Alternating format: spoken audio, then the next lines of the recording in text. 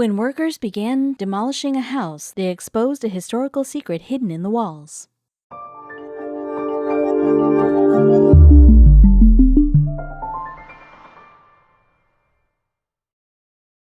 But before we start, please make sure to subscribe to M&R TV and hit the bell so you never miss any upload from us.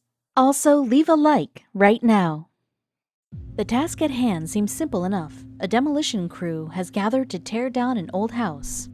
As they slowly chip away at the abode, though, the group noticed something strange about the property's white siding. And after taking a closer look, the wrecking crew realized that this dwelling hides a historic secret, one that has lain concealed for centuries. The house in question stood in Prescott, Arkansas, a small city 100 miles outside of the state's capital, Little Rock. Fewer than 4,000 people lived in Prescott as of the 2010 census. In the past, though, the city has been a well-known spot on the map of the United States because it sat on the Prairie D'Ane. This is a sprawling stretch of land first colonized by the French. In fact, Prescott was officially incorporated on October 6, 1874, making it a city on the state's register. But these lands have more stories to share than that. Just ask the demolition crew sent to an unassuming old house in 2019. After all, the team's work uncovered a lot more of Prescott and the nation's history. Before Prescott existed, you see, French colonists claimed the encompassing area Prairie D'Ane. The name translates to Donkey Meadow, and the place was just about as strange as its moniker. In the middle of an otherwise thick forest of pine trees, after all, its prairie lands sprawled for 20 miles. And the Prairie D'Ane held an important geographical position when pro-slavery Arkansas seceded from the U.S. and joined the Confederate States of America. So during that time, state leaders had to move their dealings from Union-held Little Rock to Washington, Arkansas, which became their makeshift capital. If you traveled west from Prairie D'Ane, then you'd reach Washington. Trekking east led to Camden, a well-protected city that served as headquarters for many Confederate troops. And a journey to the south would end at the Red River, which proved a strategic passageway. Venturing even further in that direction would see people through to Shreveport and Dallas, among other southern strongholds.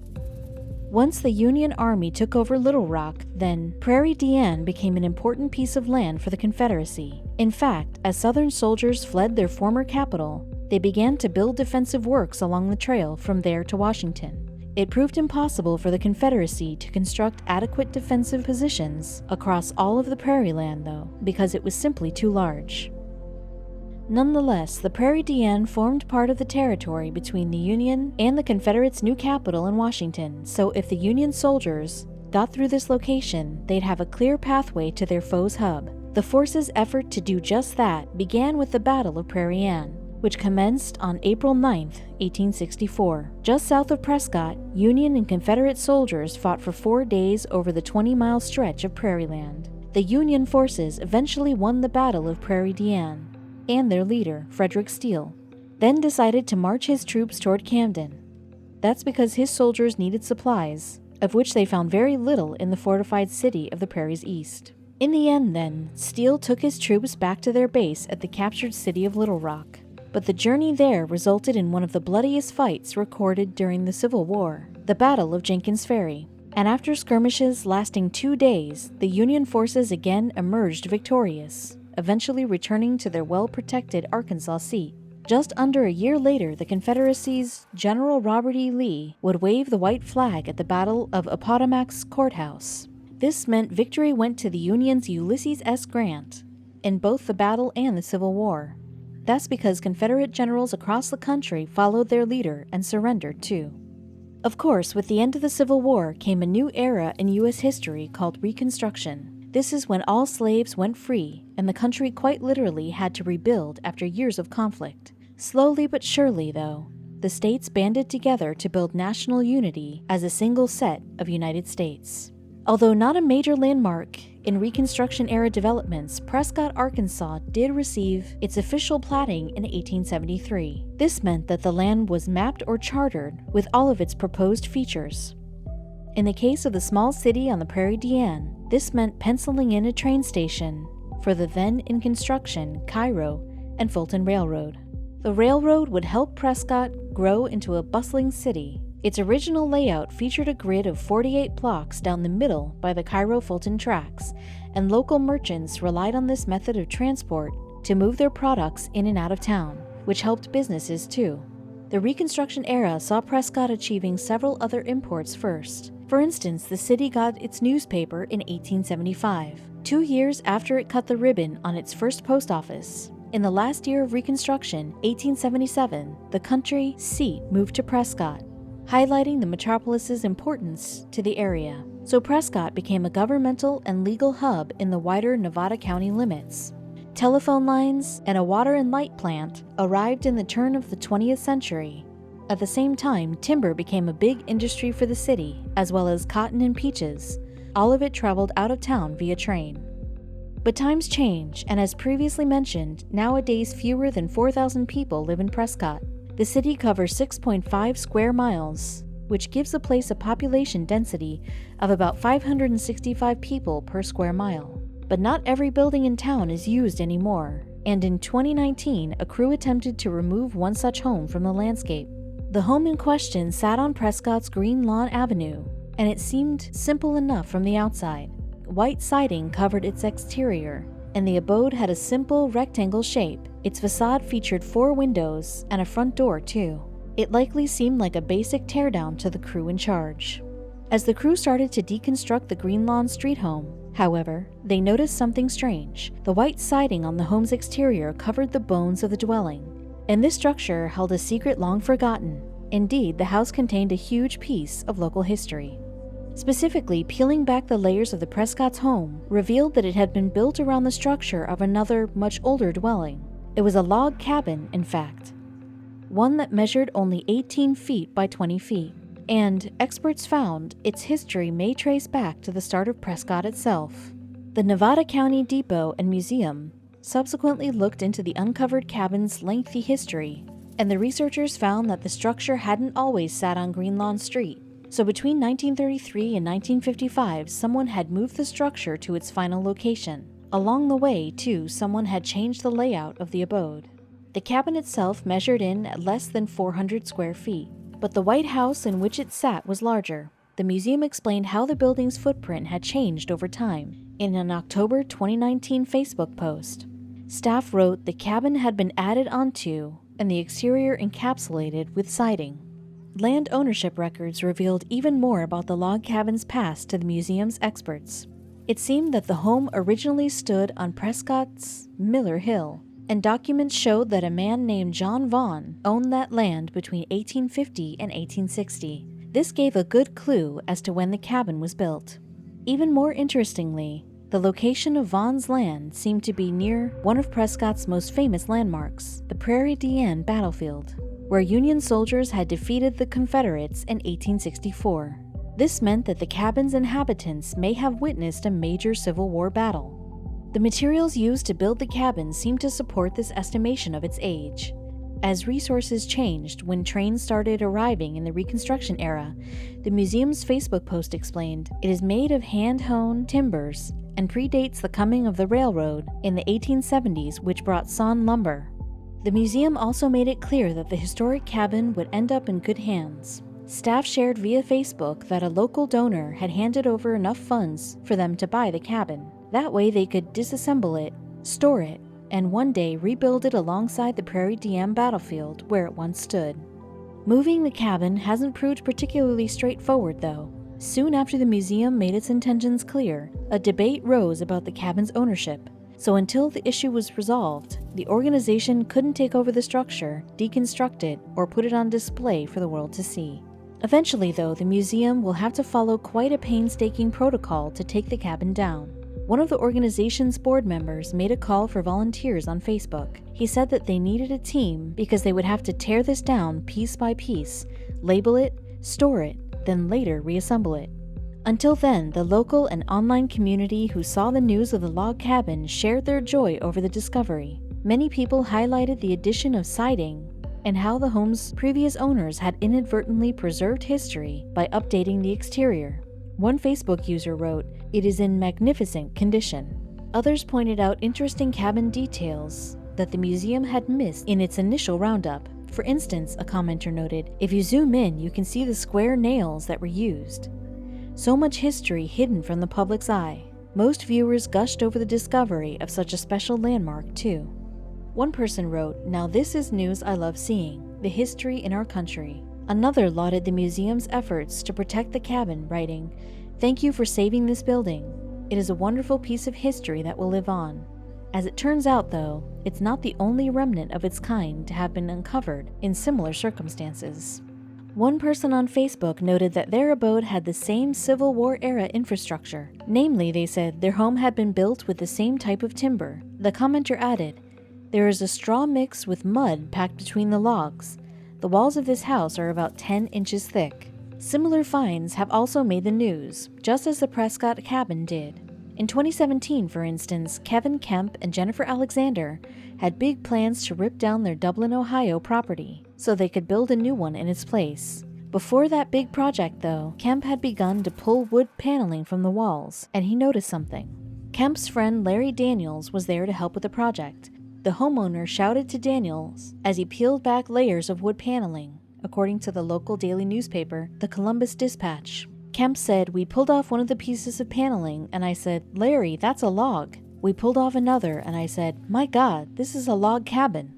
Finding an age-old dwelling inside of his home was a surreal experience for Kemp, to say the least. He told Fox News, "You're not ready to see a log cabin inside a modern home, and it looks like, just over time, it was forgotten." But his demolition work revealed it, and experts went to work uncovering the secret cabin's history. Dublin Historical Society's Tom Holton shared what they found with the Columbus Dispatch. He said the cabin measured in at 30 feet by 25 feet, and it had remained untouched since its construction, which probably took place between 1820 and 1840. The earliest records relating to the cabin list its first known owner as A. Matisse, who lived there in 1856. In the wake of this discovery, Kemp and Alexander realized their construction project couldn't go forward as planned. Instead, they reached out to city officials so that they could take and preserve the historical building. The couple didn't receive any money in exchange for their find, but they were nonetheless hopeful that the move could help defray the costs of their renovation plans. It is not just antebellum cabins that have propped back up, either. In Independence, Missouri, someone found a Civil War-era cannonball stuck in a walnut tree that stood outside of the Overfelt Johnston house. The century-old tree gave up its historic secret when it had to be cut down. And in 2019, one of the most devastating storms in the history of the Atlantic Ocean churned up more Civil War-era relics. After Hurricane Dorian passed through South Carolina, you see, a pair of wartime cannonballs appeared on the beach. Each one of these pieces of history paints a clearer picture of life more than 100 years ago. That's another reason why the Prescott cabin is such a noteworthy find, and the importance wasn't lost in the museum that wanted to reassemble the abode at its original place in the Prairie D'Ane. The museum's 2019 Facebook post concluded that the discovery was a great find of Prescott history. Yet this is not the only tale of an amazing discovery concealed inside a building. In an old house in Scotland, something is blocking the chimney. So reaching inside the flue, a man pulls out what looks like a crumpled ball of rags. He almost throws them away as well, but something stops him at the last minute. Could this apparent piece of trash be someone else's treasure? Here's how the story unraveled. The man was renovating a house in Aberdeen, a city in the northeast of Scotland, when he made the startling discovery. Yes, while working on the old chimney, he encountered what appeared to be a ball of old fabric. Judging by the shape of the object, it seemed as if a previous owner had stuffed it up the chimney, possibly to stop a cold wind from blowing through into the house below. Now, however, it was difficult to tell what the item's original purpose may have been. Unable to identify it, the man who discovered the object considered tossing it into the trash. Happily, though, he had a change of heart and instead decided that his local museum might be interested. Eventually, the object found its way to the National Library of Scotland in Edinburgh.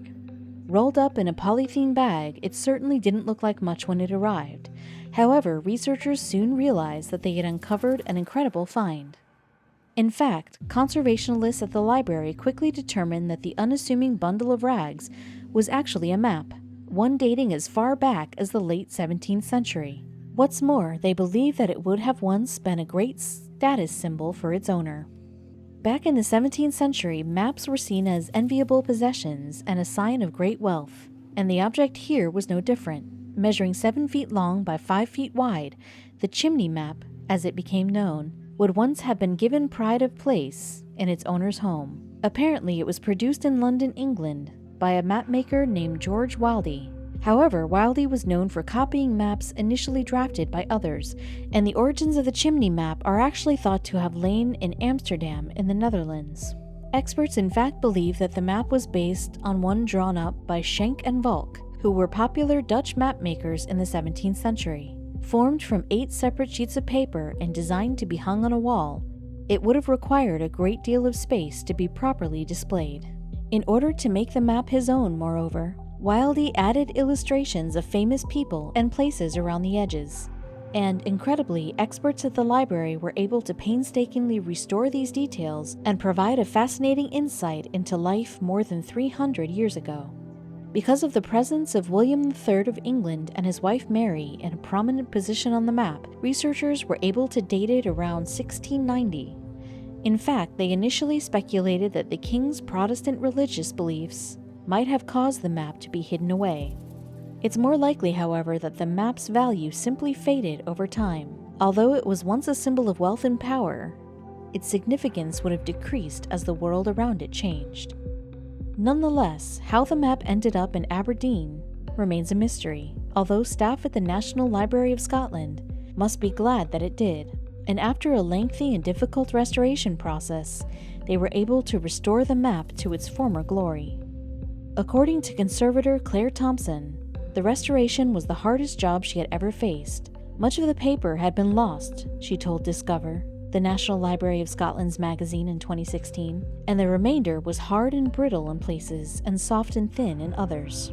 Regrettably, the canvas base that had been attached to the map had deteriorated badly. Because the fabric and the paper reacted differently to their environment over time, the map had ended up cracked and distorted. Still, eventually, Thomas and her team managed to unroll the map and split it into smaller sections in order for the conservation work to begin.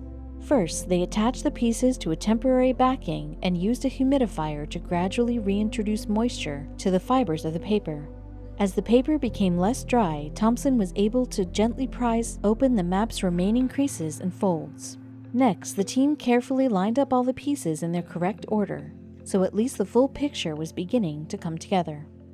The final stage of the process involved suspending each section of the map in water at a temperature of 104 degrees Fahrenheit for 40 minutes. Amazingly, too, this didn't destroy the fragile documents. Instead, it allowed dirt to be removed from the paper while keeping the intricate designs intact.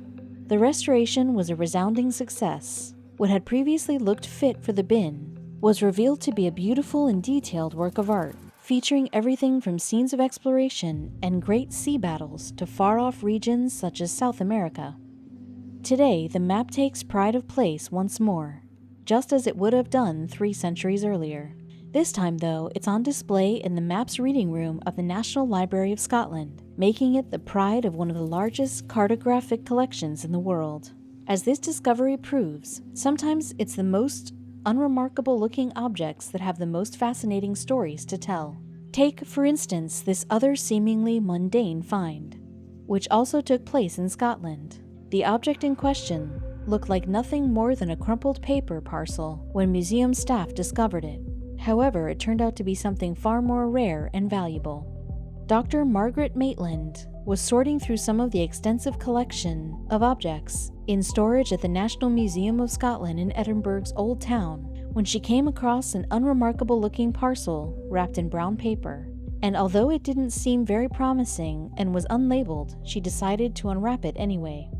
When the curator did, she discovered a bundle of old fabrics. Also inside the parcel was an envelope dating from World War II, and inside the envelope was a note written in the 1940s by a previous curator.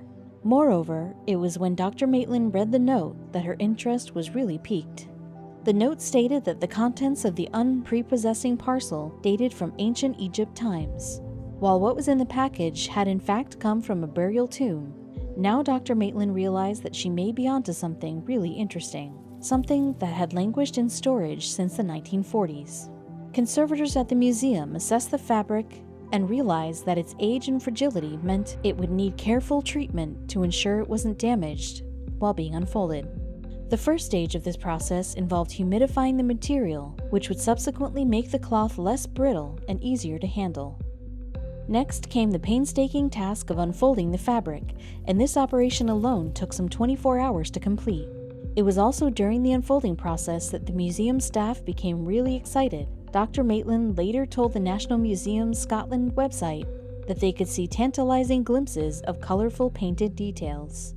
Once the fabric was completely unfolded, the conservators realized that they'd stumbled across an object of great rarity and historical value. None of us could have imagined the remarkable figure that would greet us when we were finally able to unroll it, Dr. Maitland admitted.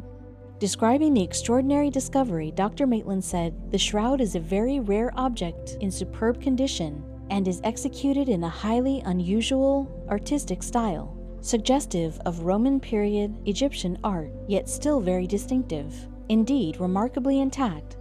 The shroud is one of very few artifacts from the Roman period, which started around 30 BC, consisting of linen that had been painted. The shroud depicts the Egyptian deity Osiris, and appropriately enough, Osiris was the god of the underworld and the afterlife." Now that Dr. Maitland and her colleagues knew what they had, they could start examining the shroud in more detail. In fact, by deciphering hieroglyphics on the shroud, they were able to identify the person who had been wrapped in it. The man, named Aimka, was the son of two important officials from the Roman era in Egypt, Montsuef and his wife Tanuet. Meanwhile, Principal Conservator Lynn McLean recalled that in the course of examining the shroud, the team had come across brown paper stuck to the back of it. This was, furthermore, moistened so that it could be carefully removed. "What we found under the head were layers of the original mummy wrapping that had obviously come away when the shroud was taken off the body," McLean said. What's more, in a stroke of serendipity, the museum's collection already contained artifacts from the tomb of the couple, Montsuef and Tanuet, including a gold mask of the former. "It was extraordinarily rare. We have such an incredible group of objects belonging to a whole ancient Egyptian family in our collections," Dr. Maitland pointed out. The museum's researchers were now able to date the shroud because of their detailed knowledge about Aimka's parents. It is known that Montsuef and Tanuet had died in 9 BC, so this shroud must have been created sometime early in the 1st century AD. Meanwhile, as well as Montsuef's golden mask, the museum possesses a golden wreath that would have been worn upon his head and which was buried with him 2,000 years ago, Dr. Maitland explained. Dr. Maitland explained that this wreath represented a symbolic defeat of death. As for what fate had in store back in Egypt, the tomb of Montsuef, Tanuet, and their son, Aimka, remains sealed and undisturbed until 1857 when it was excavated. Other magnificent artifacts that came from this crypt include funerary papyrus documents, and these provide detailed accounts of the mummification process and funeral rituals, as well as histories of the lives of Montsuef and Tanuet. The latter apparently passed away just 48 days after the death of her husband. Now, although the burial of Montsuef, Tanuet, and Aimka has been authoritatively dated to the early part of the 1st century AD, their tomb was in fact much older than that. Located near the ancient city of Thebes, which was known today as Luxor, the crypt was actually constructed more than 1,000 years earlier. Yes, the tomb was built not long after the reign of the Egyptian pharaoh Tutankhamun. It was a time when the Egyptian empire was at its peak of power and wealth, and high officials seemingly competed with one another for the honor of having the most lavish and richly decorated crypts. The other motivation for creating these opulent tombs stuffed with precious jewelry and elaborate furniture was the belief that worldly wealth could be transported to the afterlife. At the time, bodies were mummified with their innards extracted and preserved separately in special jars. Interestingly, when it was first constructed, this tomb was actually the final resting place of the chief of police and his wife. He was an important official of the day. In fact, one of the artifacts found there is a magnificent statue of the couple. This statue would have served as a home for the spirits of the dead. Moreover, the chief of police, or Medjay, had the job of protecting the tombs near ancient Thebes. Describing the rituals that took place at the tombs, Dr. Maitland said people would go and present offerings to a statue of their deceased relatives so that they would have the food and drink they needed to be able to live forever. In the centuries between 1290 BC, when the tomb was built, and the 1st century AD, when it was sealed after the deaths of Motsuef and his family, the tomb would have been reused many times. However, it subsequently remained untouched for almost 2 millennia, until Victorian archaeologists excavated it.